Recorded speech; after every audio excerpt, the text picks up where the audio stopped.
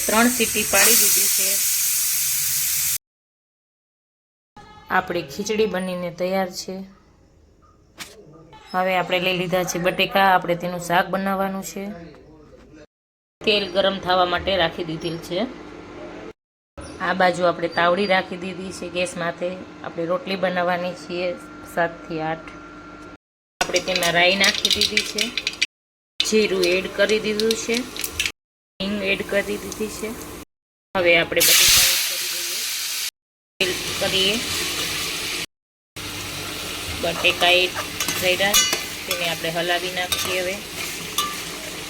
હવે આપણે મસાલા એડ કરશું, હળદર, મીઠું, લાલ મરચું એડ કર્યું છે। જેટલું આપણે તીખું ખાતા હોય તે પ્રમાણે મરચું એડ કરવું। જરૂર મુજબ આપણે પાણી એડ કરીશું।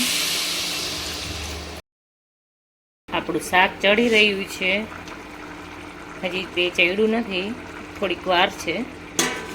જો આપણે બનાવી રહ્યા છીએ રોટલી, 7 થી 8 રોટલી છે બનાવવાની, અને આ ગેસમાંથી આપણે તાવડી રાખી દીધેલ છે। તો હવે કમ્પ્લીટ થઈ જાય એટલે આપણે મિત્રો આપણું આ શાક તૈયાર છે, અને આપણે તેમાં કોથમરી એડ કરી દઈએ, જે આપણે ખીચડી સાથે ખાવા માટે રસાવાળું બટેકાનું શાક બનાવેલું છે। તો આપણી ખીચડી, બટેકાનું શાક અને આ રોટલી બધું જમવાનું તૈયાર છે। ચાલો જમવા।